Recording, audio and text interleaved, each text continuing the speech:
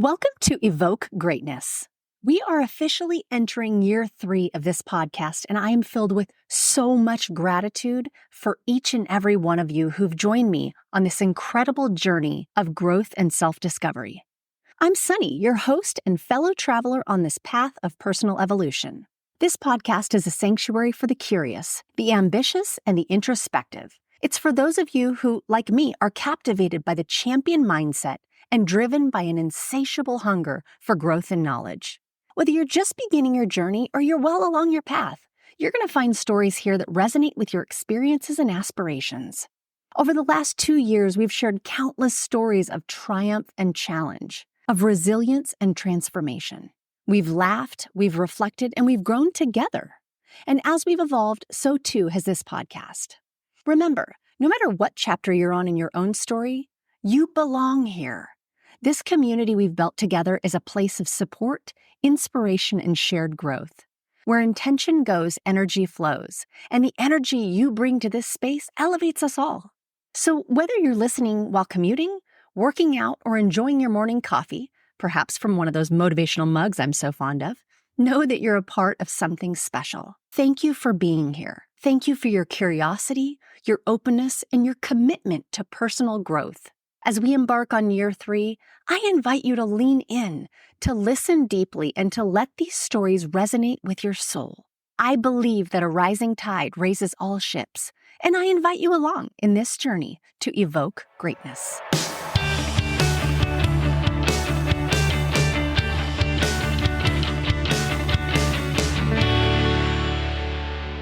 Welcome back to another episode of Evoke Greatness, the podcast where we explore resilience, leadership, and the power of human spirit. Today, I'm excited to welcome my guest, Jennifer Koster, a woman who embodies the very essence of what it means to lead beyond limits. Jennifer has lived with HEDS, a connective tissue disorder, her entire life, yet it took 30 years to receive a proper diagnosis. Since receiving that diagnosis in April of 2022, she has transformed her personal challenge into a mission of awareness and advocacy. Our conversation today is going to explore her journey from diagnosis to becoming a powerful voice in the EDS community, her perspective on leadership through the lens of a hidden disability, and how embracing our challenges can become our greatest source of strength. As May is EDS Awareness Month, we're also going to discuss her evolution from making a single LinkedIn post in 2022 to going all in with public speaking and awareness campaigns, with plans to feature fellow zebras, the symbol of the EDS community, in 2025. Her talk, Lead Beyond Limits, Resilience Through the Lens of a Hidden Disability, has inspired many to reframe their own challenges and recognize the unique strengths that emerge from adversity. So join us for this powerful conversation about resilience, overcoming internalized ableism, and finding purpose through personal struggle. Jennifer, welcome to the show. Well, thank you so much for having me. I'm very glad to be here. Absolutely. Well, I'm excited to hop in and just really explore more of your story. I always like to kick it off and have you share some of your story that paved the way to kind of life as it looks like today. Yeah. So when it comes to the journey to receive an HEDS diagnosis, I think it really stood out to me once I was in college. I was a college athlete. I was playing tennis collegiately, and I was constantly having what I now know to be subluxations, tendon tears, ligament tears. But at the time when you're young and you're playing sports, you're just like, patch me up and let's go. Like we have things to do. And I remember we were training in Florida, and I was a freshman at the time. And the seniors gave all of the freshmen nicknames. Now, this wasn't like hazing or anything like that. It was all in love and it was all fun. But they nicknamed me Fragile, because the coach was always having to tape my ankles. I was dealing with tennis elbow. I would have a shoulder that was giving me problems. And, you kind of just started to think, I'm a little bit unlucky. Like these injuries keep just occurring. And then as I went on through that, young adulthood, I got a lot of other health challenges and concerns. I was going from physician to physician trying to find answers. People really weren't finding any succinct answers. And so that was frustrating, almost makes you feel like, do they believe me? What's going on? And so there were times where I would more aggressively try to advocate and seek some type of answers or diagnosis. And there were other times where I just had to completely take a break from it and just manage symptoms because I just couldn't have my whole life be about seeking. And maybe that's why I think the average time to get a diagnosis is 10 to 12 years. So I always joke like I'm so above average because it took me 30 years, which is not not an area of my life where I wanted to be above average. But maybe it was because I took those breaks of not seeking. But I'm really thankful that I started looking again in 2021, 22, and I was able to go to Yale for their executive health program, where I was able to see their head cardiologist, rheumatology, genetics, physical medicine, physical therapy, and take this really collaborative approach. And there was a lot of preparing for it, lots of tests and what I call the endlessness of poking and prodding that is life with EDS all ahead of time. But ultimately resulted in that diagnosis when I left there. I had it on the car ride home. And I would say that my reaction to that was lots of emotions. There were tears, but there was also just like a lot of relief that there was something that made sense to me and explained so much. And that's been a resounding thread and everyone I've talked to with EDS, that once they got a diagnosis, there was this sense of relief because knowledge and naming something, there's power in that. There's better outcomes in that. There's better mental health aspects of that. And that was just, I'm very thankful that I had the opportunity to go to Yale and kind of take a turn, albeit a little bit late in life, still very impactful. Yeah. I'm curious. So you talked a bit about like when you were an athlete and these injuries that you were sustaining that really had no explanation to them. Did those types of injuries continue to occur as you went later on into your adulthood? It sounds like pain may be a lot of the symptom that you're navigating as well. Did those things follow you throughout? Yes, absolutely. And for me, they got progressively worse. That's not everyone's story with EDS. I mean, you mentioned in the intro about the zebra being kind of the representation for those in the EDS community. And they say like, just like every zebra has unique stripes, right? If you've met one person with EDS, you've met one person. So that's not the story, and I don't want to spread any fear. But for me, it did get progressively worse. I mean, and I think the biggest thing with it is kind of a grieving process.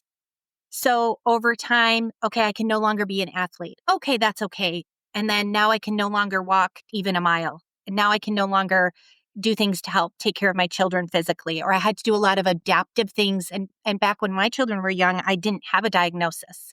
So, things like getting them in and out of the car seat were really, really challenging. And we had to come up with like, how are you going to use your knee? And like all these adjustments and, once the kids are old enough, how can they help and be a part of it? So there was a lot of adaptability and resilience just in kind of figuring out how to do life with these physical challenges. And then I think over time, there is a grieving process of, okay, now my circumstance is changing again. And is this just for a period of time or is this a new normal? And we're not sure and you don't know. And so there's some of those mental resilience too in how are we going to approach these things? And it's a balance. I mean, you need to have your times to be angry or cry or whatever, but how long do you want to be in that down spiral? And what can you shift in your thinking or mindset to obviously honor and give yourself the space to do that because all the emotions are there for a reason. But then what are you going to do next? No? And that's been some of the things I've learned to do over the years. Well, and you having lived with these symptoms for 30 years before the diagnosis, some people think or might think of a diagnosis as a limitation, but you framed it as this pathway to resilience. What do you think helped you reframe the way that you view this? Well, definitely having the diagnosis once it kind of sinks in and you work through some of the emotions. One of the biggest things is you can build your tribe. Like we all need community. And now I actually have friends who have EDS. And, it's great to have all sorts of community, your family, loved ones, friends, coworkers, partners. But when you when you have someone in your community that knows your lived experience or something very similar to your lived experience, they kind of just get you. And it's just so nice to have a place where, like, okay, this person just gets me. I don't think she would mind me sharing, but the other day, Christina texted me a picture of her freezer and said, it just dawned on me that this is life with EDS. And the only thing that was in there were all ice packs of, like, for wrapping around your ankle or the kind that go around your arm and it's like, oh yes. And I'm like, I have that one. I have that one. So there's something nice about having your tribe of people. It also it is empowering because now you have more information. Now you can learn things that you didn't know. And so in addition to the connection, there's just actually better healthcare outcomes. It helps your physicians. Now they know already going in, right? So they don't know what they don't know. And all the physicians I saw over the years, I have no doubt that every one of them would have loved to have helped me get to a diagnosis, but they didn't know what they didn't know, or I wasn't presenting in a way that was easily to put that together, which is obviously why if the average is 10 to 12 years, that I'm not the only one with that experience. So I think reframing it for empowerment, I think your question was about the reframe. That's how it's been for me. And I might share one story with you about a gift that my son gave me. So we were on a date. He might call it forced family fun. It is required. So we were on a date and I think we went to a coffee shop, and afterwards he said, and I think he was 17 at the time. He said, hey, can we stop at the store? I want to pick up something for my girlfriend. I said, yeah. And I drove up there and I dropped him off, and he's like, aren't you going to come in? This looks like a store that you would be interested in. I said, oh, like, look, honey, look, that's like the parking lot's full. I'm going to have to park way out there. I don't know how long you want to look around. I don't want you to feel rushed. I'm not sure I'm feeling up to standing that long. It's no problem. I'll have my coffee. You take your time. I'll pick you up. Great. That's what we did. So he actually walked back to the car. And before we left, he said, can I tell you something? And you promise not to get mad. And, I think feedback is a gift, but when you have teenage sons, I wasn't quite sure what he was going to say. And I think I said something like that depends if it's mean or stupid, but hit me up. And he said, have you ever thought about getting a disability placard for your car? And immediately I was like, oh, honey, that's for people who have a lot more mobility challenges than me. And he said, okay, maybe it's just something you want to think about. And I thought about it and I decided, well, I don't decide. The doctor decides. I'll just ask them. And she said, absolutely, you qualify. I would 100% give you one of those. And so then I got it, but then I didn't want to use it. And if I did use it, I felt bad about using it. And I talked to this really great coach that I have about it. And she said, well, you need a mantra for when you use it, like a reframe. And so I decided that every time I used it, I would say, I'm empowered for independence. Because my son's complaint was this vision that I would be a more active participant in his life and my own. And that's the gift he gave me. Because now I go to volleyball matches by myself. I wouldn't have gone before if someone couldn't drop me off at the door. I can do things that independently that I wouldn't have done before. And I don't feel bad about using it when I need it now because I'm empowered for independence was my reframe. And so that's an example of, you might not know an immediate reframe in your own life, but you could think on it and you could shift something for yourself. I love that. And what keeps coming to my mind immediately as you began sharing was you had a choice to make.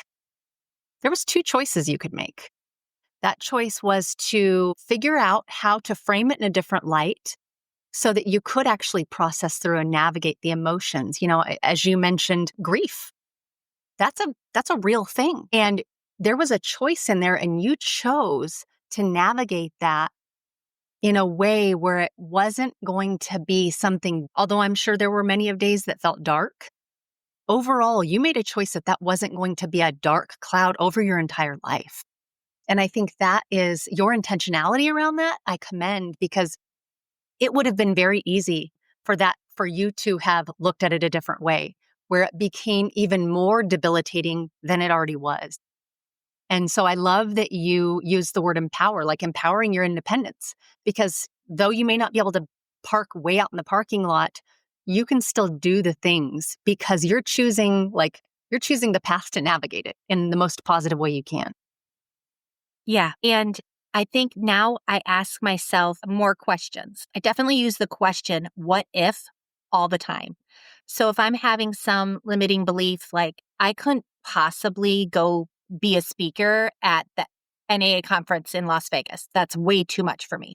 Then I'll say, what if I could? What would that look like? What would have to happen? What would I need to do different? What accommodations would I need? And actually, this friend, Christina, that I mentioned, I often think about her because sometimes if I don't feel motivated enough to ask what if of myself, I'll think, well, what would Christina say? And she would usually say, well, are you sure you can't do that? Because maybe there's a way you can. And so it gets you thinking about new opportunities. And we talk a lot in coaching about making the upgrades. So if feedback is just data, your own self-judgments or feedback from others is just data, then you don't have to be defensive. You don't have to feel blamed or shamed. And you can think, okay, if that's the data that I have, what's the upgrade I could make? And maybe the answer is no, I'm going to say no to that. I am not, it is not worth the risk to me to do that. And that's fine. Or maybe you'll say yes, and then you'll collect the data and think, okay, I won't be doing it that way again. Or maybe you'll collect the data and think that was fantastic. But I've had to learn not to have a lot of self-blame, self-ableism, and shame around it. Even changing the language helps. Like I used to say, oh, I hurt myself when one of these things would happen. But I didn't hurt myself. I became injured because of my condition. So I don't use that language anymore. I try to use different language around it. So those are some of the things that I'm still on the journey of learning. It's not like I have this all figured out, but I have community now, which helps because now we can journey together and not be alone. Yeah. Our language, I think what we as kind of mankind forget is that our brains are so powerful that they listen to what we're saying. And so the language, to your point, is so important because our brain believes what we're saying repeatedly. And so for us to, it goes back to the whole neuroplasticity thing, right? Like we train our brain, but we can actually untrain our brain or train our brain to think and view things differently. And so that's a perfect example of that, of saying, okay, I need to be aware of the language that I'm using because of how that it shows up for me, how it's making me feel. And I need to identify it correctly because it's not you that's doing this to yourself. I really love that. Like, I think people don't understand how powerful our words and our language are. And until maybe we're in a situation like that, where if we just flip how we're framing it or how we're saying it, it makes us look at it completely different. Yeah, I totally agree. And I also think that there's an opportunity to breathe language into others. So it can go both ways. It can go for ourselves and it can also come from others. And there's a lot of comorbidities with connective tissue disorders. And I had a period of time where I was hospitalized. It was questionable about if I was going to be able to pull through. And I did. And it took months and months and months of recovery. And I remember going to a follow-up visit with one of my physicians, and I've never felt weaker. I couldn't even walk down the stairs. It was a long recovery process. And I just felt the weakest version of myself I've ever felt in my entire life. And I went to this follow-up appointment feeling like this, like I could barely get all the air in to walk into the appointment. And I think she asked me how I was doing. And I'm like, I'm so weak. I'm so exhausted. And, I had all the real feedback, but it was all kind of negative. And she said, well, of course you are, but you're a survivor. And I had never thought of it that way. She didn't see me as weak and barely hanging on and barely making it and lucky to be alive. She just saw me as a survivor. And I was like, that was such a gift that she said that to me. And I really do think it helped with my recovery because anytime I was in that really low point about it, I'm like, yeah, but I'm a survivor. And so I think at that point, I didn't have enough in me to have that self-talk.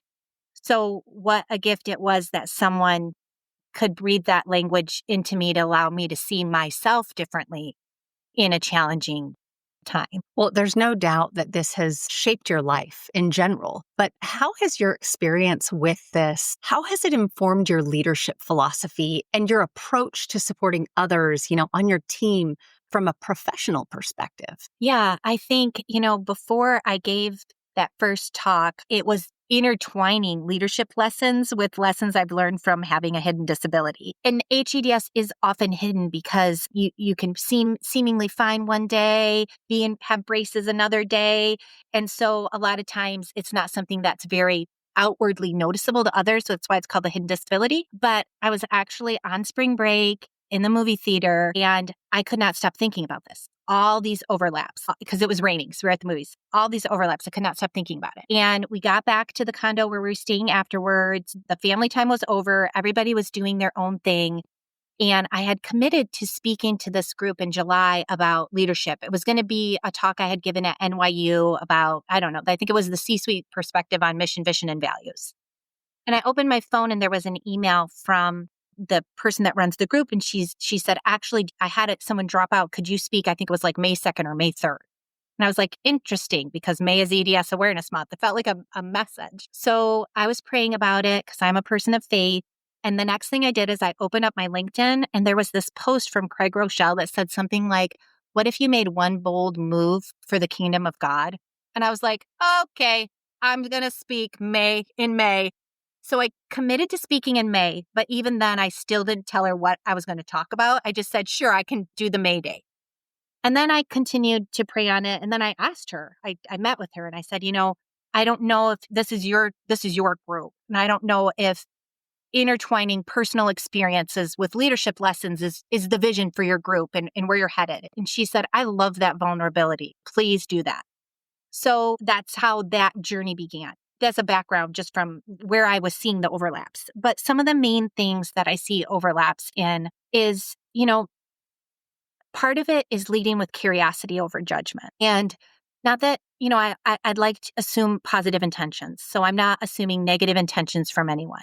But I've received a lot of judgment over the years, in particular before I had my diagnosis, that was not very helpful. Things like overhearing a physician in the hallway tell my dad, I think she really just doesn't want to play college sports anymore. She's probably just making this up because she wants off the team, which was not the case. There was nothing I wanted more than to keep playing. I have lots of examples.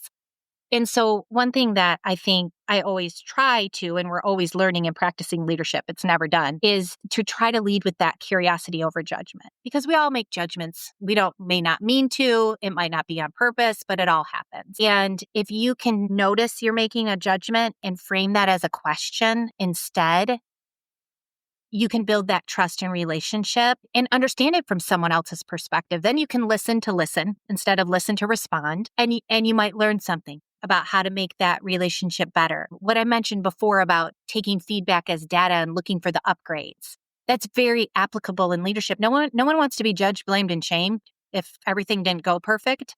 But if you can be like, hey, let's examine the data. What upgrades can we make now that we have that feedback? People can be much more aligned. And then I think they're much more willing to come with their own, like, hey, this didn't go as well as I was expecting. Wonder if we did this next time, how that would go. So that's some of it. Some other important pieces for me are adaptability, flexibility, and resilience. So with EDS, you have to constantly be adapting because you're not having the chronic pain in the same spots. The subluxations happen in different joints at different times. And you want to be an active participant in your life. So you got to figure out how to keep going while still honoring whatever rest and recovery you need. You have to build your own team. This one has been a big one for me. I've had so many physical therapists quit on me because I wasn't improving in their time frame that was allowable under insurance. And that would be so very, like, I could have an emotional down spiral about that every time a physical therapist would quit on me because I didn't quit on me. And I just wanted a partner to journey with. So I had to reframe it of, I choose my team, and if you don't want to be on it anymore, no problem.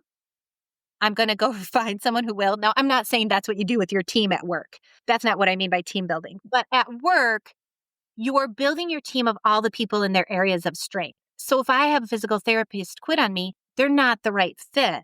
So I need to find someone else that can be that area of strength.